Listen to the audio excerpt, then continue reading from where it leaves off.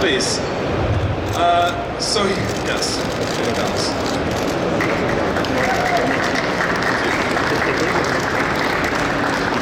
So as you can see, it's definitely recognizable as a Koenigsegg, but it has some more elegance to it than the raw sportiness of the Agera range. So we focused here on street performance, getting the maximum enjoyment out on the normal road. So we have a little bit softer seat, we have more sound insulation, we have a new rear end where the engine and transmission unit is rubber mounted on active cushions, so they can firm up, but it can also keep the car more quiet and soft. It has a more plush interior with a bigger infotainment center. It has a new, more stylish type of hollow carbon fiber wheels that we pioneered on the Agera model, which are still very unique in today's automotive world. It's got an active ride height, active shock absorbing chassis. It comes standard with soft closing doors that we developed the mechanisms ourselves from high grade material to keep the weight low. And it's the only sports car I know that has soft closing doors. What's even more interesting is you can actually fully robotize the body as an option. So front hood, rear hood, doors can individually open from the remote or from your telephone app. So you don't actually have to touch the car's body to get in and out and make grease marks and so on. Now I will act as a hydraulic unit in the car to show you a very unique wing function. On this car we wanted to look more elegant when parked, so the wing is fully foldable. Also when cruising on the highway it gives less drag and therefore better fuel consumption. On the one-to-one we pioneered the world's first top-mounted active rear wing. Here we pioneered the world's first top-mounted fully foldable active rear wing, and I will show it to you. One second.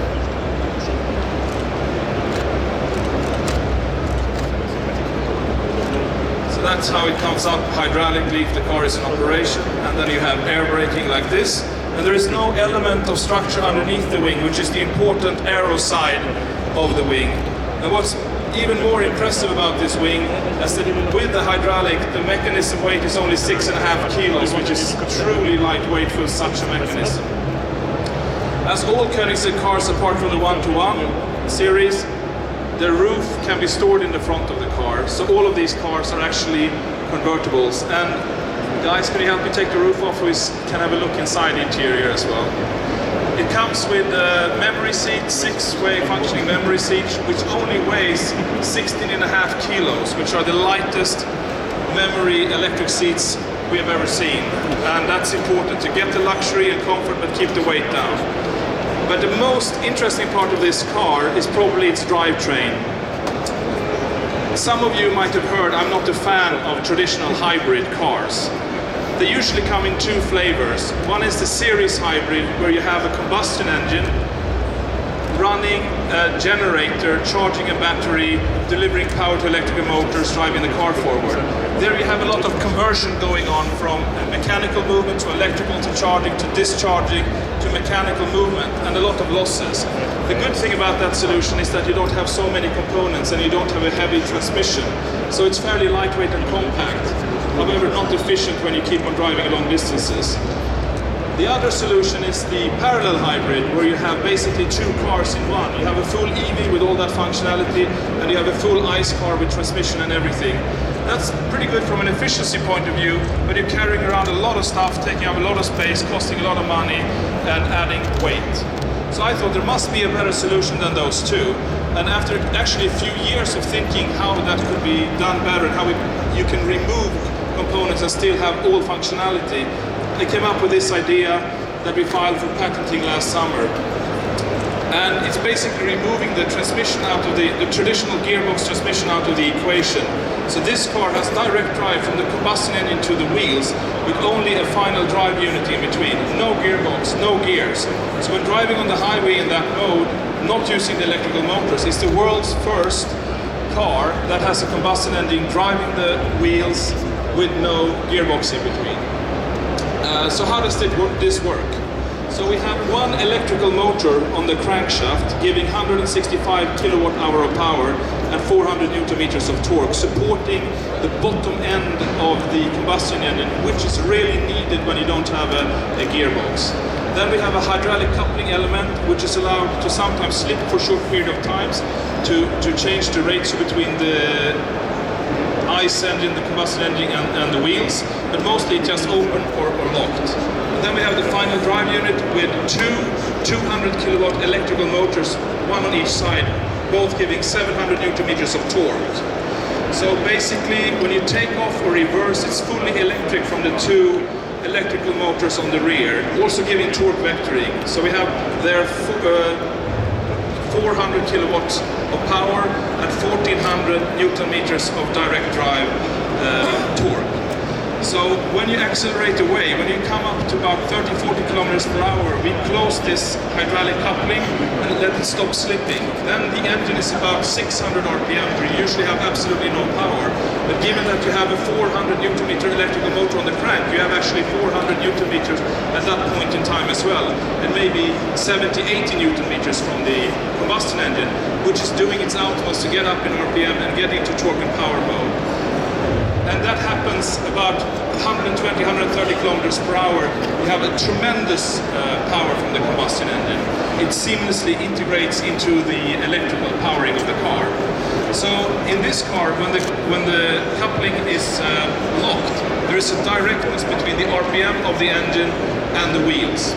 It just feels like you have an engine of 20 liters with super response, with no need for gears. And some people might think, I'm going to miss shifting and revving up and all of these nice things you have in a sports car. And that is true, but I guess many of you have also driven the Tesla P85D, where you have this enormous quick response from an electric motor and makes a 2-ton car really fly and become nimble and small in its reactions. So imagine that kind of electrical power that we also have here, with 600 kilos less weight, with 1100 horsepower of combustion engine power on top of that. And then you can kind of sort of imagine what this will feel like. So to give you some numbers here, we can go from 0 to 100 in 2.8 seconds. That's pretty impressive. That would be much better if we had more than two-wheel drive. This is a two-wheel drive car, and that's how it is. So 150 to 250 kilometers per hour, that's 3.2 seconds, which is much more impressive. It's almost the same acceleration as from 0 to 100. Then going from 0 to 300, that's 12.3 seconds, and under 20 seconds to 400. And this car will almost do 410 kilometers per hour before the engine hits its RPM limit, and at the same time the electric motors are getting close to their maximum RPM, so that's all balanced out. I will show you, this is actually also a plug-in car. So if you look at the rear of the car now, I will fold down a little number plate lid here, and there you can actually put the charge cable, the Koenigsegg Type 2 charger. So you don't have to plug it in and charge it. You can charge it up quickly with the help of the combustion engine, but it can also be plugged in when you come home or at work, wherever you drive. So I guess that is the short story about the Regera. This car will be in production at the end of this year, after its testing program has been finished, and the first car will be delivered in about a year's time. We're making 80 of these cars during a 5-year period, and we've been very lucky that the interest has been high, so we have already taken quite a few orders. We're very surprised by the level of interest at this early stage, given its novel, unique technology. So that's the story I have for you. Please come in and have a closer look if you like. Thank you so much. Oh yes, okay. Thank you. I will tell you one small little thing. If you look at this, it looks like we have a central exhaust there. That's what we call the electrical motor exhaust. It comes hot, blue, shimmering air out of there. No, I'm just joking. It's just hot air from the coolers of the inverters and so on. And the actual exhaust is on the sides, and they are made out of titanium. And I think we reintroduced the first fishtail exhaust system on any sports car for the last 50 or 60 years. The great thing about having a titanium fishtail shaped exhaust is that it vibrates and resonates. The RPM almost sounds like it's double. This is very good in a car where you can only reach your top RPM at 410 kilometers per hour. So you have to live on the guttural roar and the resonance from the exhaust system to be thrilled by the engine, which I promise you it will.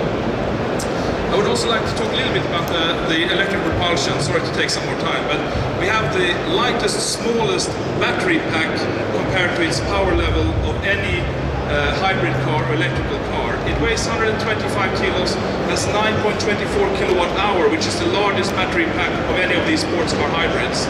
And it comes in a volume of 65 liters, which is very compact. What's even more amazing is we can draw 500 kilowatts of power instantaneously from a 9.24 kilowatt hour battery pack, and we can charge with 150 kilowatt hours. And this battery pack has been developed for us by a good friend of mine who also runs a nice little sports car operation, but with electrical cars, called Rimac. And Mate, you're here somewhere. There we have Mate. So he's the guy helping us propel the car electrically here. The electrical motors I would also like to point out here, they're made by a nice little company in the UK called Yasa, who makes the most power-dense small direct drive motors I have seen in production today. So yeah, without further ado, thank you once again. Please come closer and have a look.